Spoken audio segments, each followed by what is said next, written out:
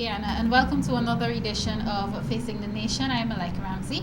Thank you so very much for joining us on what would be the second, yes, the time is flying by so quickly, the second edition for the month of November, and we're quickly approaching the end of the year. What is happening today? We're going to focus on the education sector. As you know, that has become a norm on this program because I always delight in the fact that we are in a time, in an era where the University of Guyana, this country's highest learning institution, is getting massive improvement, quick improvement, I should say, after people have been complaining. When I say people, meaning students especially, would have been complaining for years upon years about, what has gone wrong, what is bad, what is negative about the University of Guyana. And it's just always my pleasure to welcome to this program the Vice Chancellor of the University of Guyana. I like to single him out because he is one of the country's leaders that is not afraid to go out in the public, face the public, and let the public know what is happening in an institution that he is partly managing and running. So welcome back to our program, Professor Ivelaw Griffith, Vice Chancellor of the University of Guyana. Welcome, Professor. Delighted to be here again. All right, Thank great. you. Today he's accompanied by two gentlemen, two accomplished gentlemen like himself. They're going to be two of the main features in what is happening tomorrow, which a whole lot of people are excited about, and that is the graduation, the 2017 graduation for the students of the University of Guyana. I'll start by introducing to you Dr. Dhanpaul Narine. He's an educator, a journalist, and you will hear much more about the other caps that he wears on today's program, in today's conversation. Dr. Narine, welcome to Facebook. Thank you very much, Malika. It's a pleasure to be here. Great to have you. Thank you. For the first time, and I trust that it's not going to be the last time, even if you have to fly into Guyana just to be on Facing the Nation. I will definitely do that. All right, great, Thank Dr. Narine. And welcome UN Ambassador Michael Ten-Pow. Welcome to Facing the Nation, and welcome home, I should say. Thank you, Malika. Delighted to be here to join you live in the studio. Great, fabulous. I should tell you also, viewers, that both gentlemen will be the main speakers at the graduation for the University of Guyana graduation tomorrow. We would have heard in the news that there have been some changes in terms of the location because of inclement weather, but Professor Narine is here, and I want him to begin by reminding you what those changes are. Professor. Well, part of what the Renaissance is all about at our university is to see opportunities for enhancements. Okay. And we have opportunities with our graduation ceremonies for 3 or 4 key enhancements. Yes. One of those enhancements is to avoid having a 5-6 hour ceremony. Okay. We have this year the largest ever graduating class, University of Guyana combined at over 2,000 students. And as you know, Turkine is the place where the bulk of the students are. And therefore what we decided is rather than have one long ceremony for about 1,800 students, is to have 2 shorter ceremonies. So on Saturday morning at the National Cultural Center will be agriculture and forestry, natural sciences, earth and environmental sciences, and technology. They're the smaller group? They're the smaller group. Dr. Narine is a keynote for that one. And then in the afternoon at 4:30, at the Sophia Exhibition Center. Initially it was going to be on campus, but the rains have fallen profusely during the week, and the place, particularly in relation to the field that is used for parking, can't be used. So we made a decision on Wednesday to relocate, and the only place that we can find that can accommodate, partly because we don't want to reduce the number of guests per student. And so the Sophia Exhibition Center, I have a team right there now sprucing it up. That will be the location. But that is not the only innovation, keeping in even the Renaissance. Before you come off of that, though, Professor, in the event that it rains heavily tomorrow, so the Sophia exhibition site can take off the possible inconvenience of that? Well, the value of going to the Sophia exhibition site is can accommodate indoors up to 3,000 people. And it has sufficient parking space. One of the complications of Turkine is the parking is limited, so we need to use a field. Yes. The field is all set. The water, yes. So the 2 ceremonies at Turkine is a key innovation. There are some things that are going to remain the same. We allow every student to walk. There'll be one valedictorian speaking in both places. But we also are making a couple of innovations, and the part of these gentlemen's presence is part of it. I really want all our graduates to have models that they may become. And so I've decided from this graduation, I'm going to bring only graduates. I'm sure when the ambassador graduated in 1975, he did not know he'd become Guyana's ambassador to the United Nations. So we want to have people see big accomplishments and dreaming big rather than being in the mediocrity zone. All right. And on that note, I want to bring both gentlemen into the conversation. Professor Griffith just said that he more or less want to use both you gentlemen as models as to what a student can become. Viewers, even before I continue on this line of questioning, I should ask you to also acknowledge Dr. Narine's T-shirt. I cannot believe I forgot. You know, Professor Griffith and I have talked about branding of the University of Guyana on this program so many times, and Dr. Narine has started that. I love UG. And you love UG. By the way, the first time we had this was last year in New York, where there was a gift by Dr. Narine and his family of the T-shirts with this branding. That's right. And I guess that's where the education resource ambassadors will come in, but we'll get to that in a minute. But back to my question, both Dr. Narine and Ambassador Ten-Pow.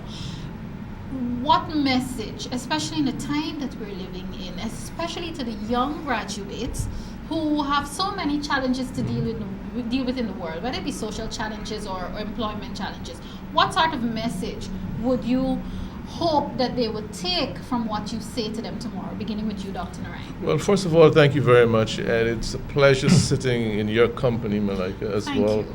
as in the company of these two distinguished gentlemen, for whom I have an enormous amount of respect and regard.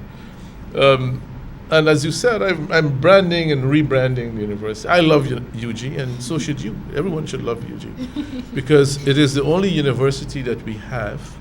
We cherish it, we love it, and it is a university that has taken us to greater heights. Myself, the ambassador, Professor Griffith, you were a student as well. One of the things that, to answer your question, that I would like to see is the sacrifice that people of our generation made. Myself, the ambassador, Professor Griffith. It was not easy in those days, in the 70s. Working and studying and coming to the university and getting a quality education. And we hope that the messages that we will deliver tomorrow will remind students that the sacrifices that our generation made, that we've passed on to them, and they should be able to take that torch, go forward with it, and make a difference in the lives of others. That would be my main theme tomorrow, without giving away too much of what I'm going to say. Dr. Narine, I'm happy that you said that, and not to bring a damper on the conversation, but the fact is there are always negative sentiments in public, whether we like it or not. We're in an era, especially in Guyana, where there seems to be an intense conversation as to whether older persons should be placed in certain positions or younger persons should. What would you say to comfort young people, look, that the not so young are really and truly there to give guidance and to be examples for what you can be as a younger person? So how would you deal with that? Young persons have tremendous energy, a great deal of innovation to take the community forward, and we must respect that, encourage that, nurture that. But the old heads as well, people who have, from our generation, we have been there, we have accumulated the experience at the university. Like I said, it was in those very challenging times, but beautiful times. It was extremely beautiful to go to the university in the 70s when we were there, and perhaps a little bit later in the case of the ambassador. And to acquire an education second to none. And we want to share that with the community, and we want the young people to know that the experience that we have acquired over the years, that we will try and put it to good use and share. This is what education is all about. Sharing what we know from many years past so that they can use our experiences and better themselves and those of their families. And there's another thing. Another dimension to this, that education is a great leveler. The University of Guyana is a great leveler. People of all nationalities, and in my time, there were no foreign students. Now UG has foreign students from Yeah. other countries, Yes. lots of other countries. We love you, we welcome you, and we encourage you to keep coming to the University of Guyana so that the university, like I said, is a great leveler. It is a place where people from all nationalities and backgrounds and races come to, sitting in a classroom with a teacher and learning about each other as well as the outer world. So how can we not love the University of Guyana? Indeed. Ambassador, how has the University of Guyana evolved from the time you graduated to now? And, you know, what are some of the changes that all should embrace, we should embrace as a nation and be proud of as a nation about the University of Guyana? Well, look, let me say first of all, thank you, Malika. Welcome. It's a pleasure to join you in studio. Before we went on air, I was telling you that I am an avid fan of television programming from Guyana, but through YouTube. So now it's great to be sitting with you in studio here in Guyana. I also want to thank the Vice Chancellor. I'm a great fan of the Vice Chancellor as well. And he has been working very hard, bringing a lot of passion and commitment to this tremendous task he has before him of helping to revitalize the university, to ensure that it plays the role that the university should play in a country like Guyana developing, to make sure that its output, the students it prepares, match the needs of the country in terms of skills. You ask what changes I have seen over the years. I have to say that I have not been very attentive to the university over the last few decades. I've been abroad, I've been working with the United Nations, I've been following from time to time. Every now and again I come back, I go into the university, and I visit my old faculty, the Faculty of Arts. I'm a graduate in modern languages, and I believe I graduated before you did. You did? Dhanpaul. And before the distinguished Vice Chancellor as well, 1975, class of 75. Okay. And it was a great time. I remember the great teachers we had, Professor Jocelyn Lonk, Marilyn Trotz, the inspiration that they provided, and the solid foundation, which basically set me on a course to what I consider a rewarding, fulfilling career in languages. But let me give you a little preview. I know that you suggested that we don't Give away too much. Don't go give into away too much, don't give away yes. too much. But I believe that the Element of message, surprise. the message needs to be disseminated as widely as possible. This is a forum. Yes. So I have no compunctions to share with you that what I hope to do tomorrow is to share some of the lessons that I have learned after leaving UG. And one of them is that when you leave UG, you're not a master of your field. You're just an apprentice. You come in as a novice, even though you think you've passed A levels and Yes. you're just a novice. UG, those 3 or 4 years, I graduated in 3 years. I wouldn't tell you how I did that. But UG gives you the foundation. You are now ready when you leave UG to apprentice to the real world, maybe postgraduate study, maybe practical study, or both. And then over time, after many years, you become a master. And so I looked at what I could possibly say to students that would hopefully stay with them through the years as they continue this journey from apprenticeship to becoming a master. And I think I will focus on 2 or 3 life lessons that I've learned.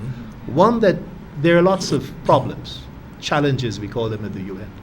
And you can become overwhelmed sometimes by the scale of the challenges you face. But challenges should be seen as opportunities. And the graduating class is fortunate in that they have the tools today which we didn't have in our time. So they can Especially the convert these technology. challenges, the technology and lots of other tools, to address these challenges in ways that find solutions to the needs of Guyana. And secondly, the power of imagination. This is something that we sometimes underestimate, but the idea of using your imagination in a creative way to come up with strategies and solutions to problems. I want to spend some time talking about that and what imagination has done for me in my own career. And finally, the importance of values. I think you can't really consider yourself a success in your field or as a human being without having a set of core values that you live by, integrity, and just a basic fundamental human decency. All of that leading to what I hope we're striving towards in Guyana, a kinder, gentler society. And I hope to expand on some of these tomorrow. Well, Very good. I know there, especially if any of the graduates are watching now, they'll certainly be looking forward to hearing some of those stories. So you would say that University of Guyana was definitely the foundation for you. I mean, you're UN ambassador at this point, and that is a very big role.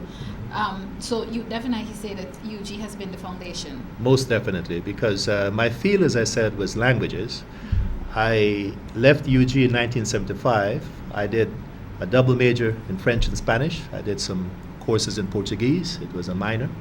And then I spent many years kind of working on these skills and had my career in the field of translation, conference interpretation. I did some postgraduate work in Geneva. And then I retired from the UN as the chief of the documentation division, having previously been chief of the English Translation Service. But then now I am in a slightly different field, still with the UN, but embracing a lot more issues. The scope of what I do as UN ambassador is much wider. But the foundation of it all was that language background, and I got that from the University of Guyana. All right, great. Viewers, if you're now tuning in, of course, this is Facing the Nation. Today we're focusing on the University of Guyana, and it's more or less a pre-conversation, preparing you for what is going to happen tomorrow. As you know, every year in November, University of Guyana students, even those not graduating, get excited because they know what they have to look forward to, whether it be in a year, 2 years, 3 years, or 4 years. Everyone looks forward to the graduation. Of course, earlier Professor Griffith did talk about some of those changes because of the inclement weather, but I'll get him to repeat those changes before we wrap up our conversations. Again, those of you who are now joining us, that's what we're talking about today. And if you've missed the conversation so far, as usual, those who follow me on YouTube and on Facebook, you can catch the conversation there a little later on. Professor Griffith, even before we come off of the graduation of itself, I want to ask you a question. Of course, I'm going to use a specific quote from you. Our graduating classes have grown tremendously over the years, and having one ceremony has meant having extremely long ceremonies, of course, as you did say before. So you talked about how that is happening. What does University of Guyana producing the largest graduation class within the last few years or so, what does that mean for not only Guyana's education sector, but Guyana as a developing country? Let me answer that question by reminding us that tomorrow's graduation is only part of the University of Guyana. On the 18th, we have the Berbice graduation. And we're doing at Berbice what we're also doing here in regards to bringing a graduate who can be a model of what graduates attain might become. We're bringing Miss Patricia Backus, who did law. I was hoping she would be able to hear today, but her company has some obligations. Went on not to practice law. She graduated with distinction in 2004, but decided to go into business. She is the head of a company, Caribbean Container Inc. She's chairman of the Go Invest, which is a government entity.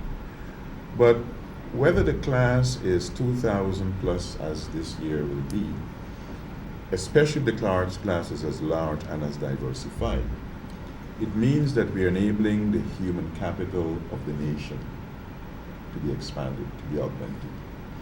It means that we are enabling people who already have that foundation, because some of the people who are graduating are graduating with masters, refining further their skills to further contribute to economic development. I'll tell you one of my hopes and dreams as Vice Chancellor, and it's partly why I've decided to bring graduates back. We have got to find ways in this nation to limit the number of people who graduate from the university and leave. Hopefully, we want to, right. So I want to enable the human capital to see hope and possibility of having lives and livelihoods of value in Guyana. It's foolhardy to think that everybody would stay, but we've got to create the scope for employment, the scope for creativity, the scope for ingenuity, so that people may not necessarily view only the prospect of going to look for a job, but they may see the prospect of my setting up my own job. And I'm delighted that we have in this class a number of particularly computer science students who've already been in the innovation field. They've gone and formed their own company. We need more of that to happen. So the growth of the human capital is for me a critical part of what every graduating class is all about. We're going to come back to that growth in a bit. Gentlemen, both of you, are you impressed by the large number of students graduating? Very much so. I mean, it shows the progress that the university is making. In my time, in our time, the numbers were between, I believe, 2,000 or 3,000. Now it's 8,000 and beyond. UG has grown incrementally over the years. More programs have been added, more disciplines, and you hear masters. When I was there, we had the first master's program. I think that was in history. That was in history. Basti Mangru was the first. And it took a while for us to get some more. Mm-hmm. So now we have more departments, universities offering wide variety of courses. The scope is greater. Mm-hmm. And as was pointed out, now with a click of a mouse, click of a button, you could get information on almost anything. So there's no barrier for students not to want to learn, to explore, and to go beyond their dreams. And of course, to dream big. The sky is not the limit. There's something beyond that. Beyond the sky. Ambassador? There's something beyond the sky. Yes. Yes. More sky. Look, the numbers are impressive. We need to look at what those numbers represent, the quality of the graduates that we produced this year and we have in the past.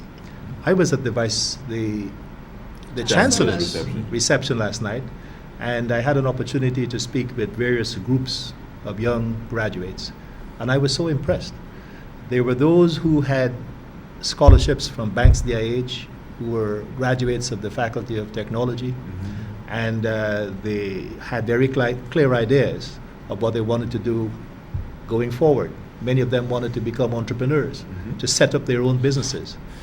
I spoke with a graduate from the modern language department. She was a graduate, she majored, I think, in Portuguese and Spanish. Clear ideas, the passion came through. And then I had this interesting conversation with a young man who was a graduate of the Faculty of Education, and he was going to teach language arts. And I was stressing to him the importance of the ability to communicate effectively in the society. And even the STEM students should not underestimate the value of some of the softer skills. And I will touch on this tomorrow as well. You don't have to see yourself as a STEM graduate mastering only the hard sciences. You've got to be rounded. You've got to have some of the soft skills, including what that young man was talking about so passionately last night. But I want to make one other comment about the numbers. So we have 2,000, I believe, this year. UG has been around 51 years, I imagine. 54 years this year. 54 years. So you do the math. You have tens of thousands of graduates. Many of them are still alive, I hope, and many of them have been successful. And I think all of us have a debt of gratitude to UG and are willing to contribute to the UG of today. And I was glad to see that there is now mechanisms, structures being put in place to tap into the alumni, those who have graduated, have gone on, and who are willing to contribute in different ways to the UG of today. And now there are structures being put in place to reach out to the alumni across the world and tap into that resource to help the university today. And in talking about the alumni, I think this is the perfect time to ask Dr. Narine to talk about the ERA, the Education Resources, is it, Ambassadors? Well, this is the creation of the esteemed and distinguished Vice Chancellor, Professor Ivelaw Griffith. It was his idea to create the ERA, Education Resource Ambassador, because he saw that the alumni from all over the world, they have tremendous amount of innovation, ideas, and more important, resources at their disposal, which they can share with the university, and that they would like, I would think most graduates would like to give back to the University of Guyana if they know how, where and when, and the mechanisms. And what our distinguished Vice Chancellor did, he helped to create these mechanisms.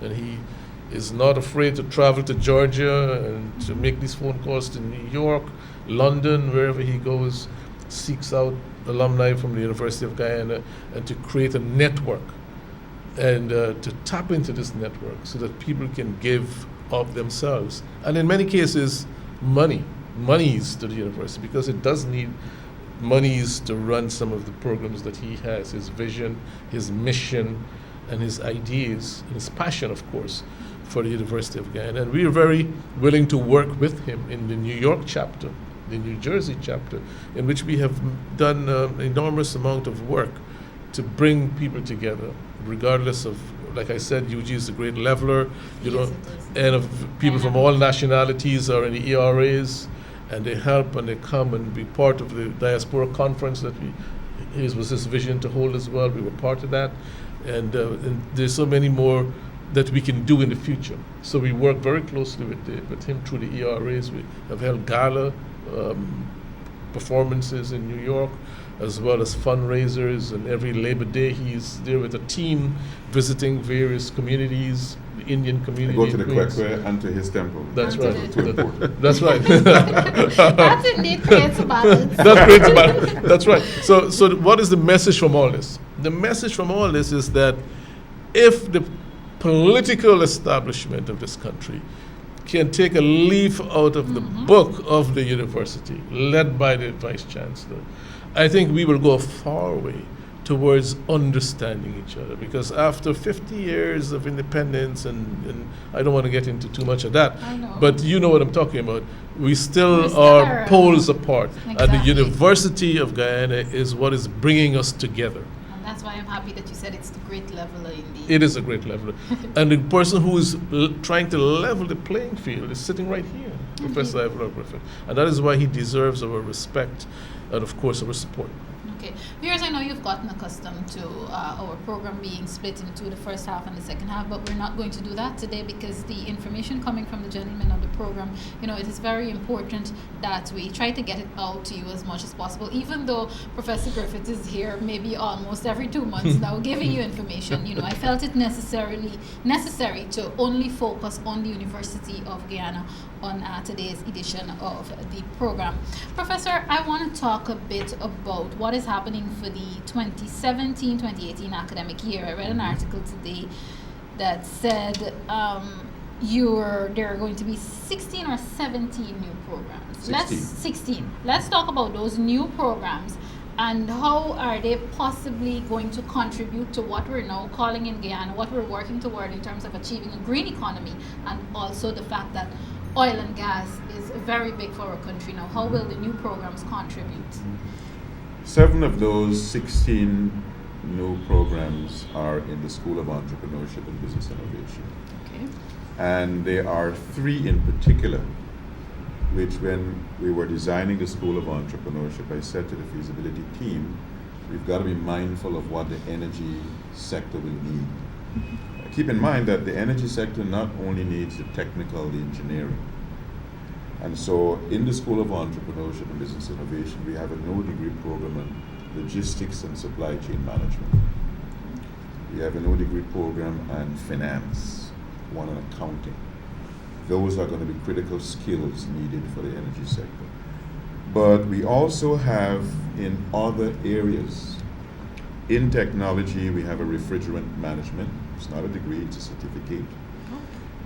Technology, as you also know, has not only energy matters, civil, industrial, mechanical engineering. But this country's capabilities and assets have to do with mining. And that is an area that we have neglected for a long time. So one of the new degrees this year is a degree on mining. It's an associate degree so that we can better serve the goal. You know that we have platinum in this country, we have uranium.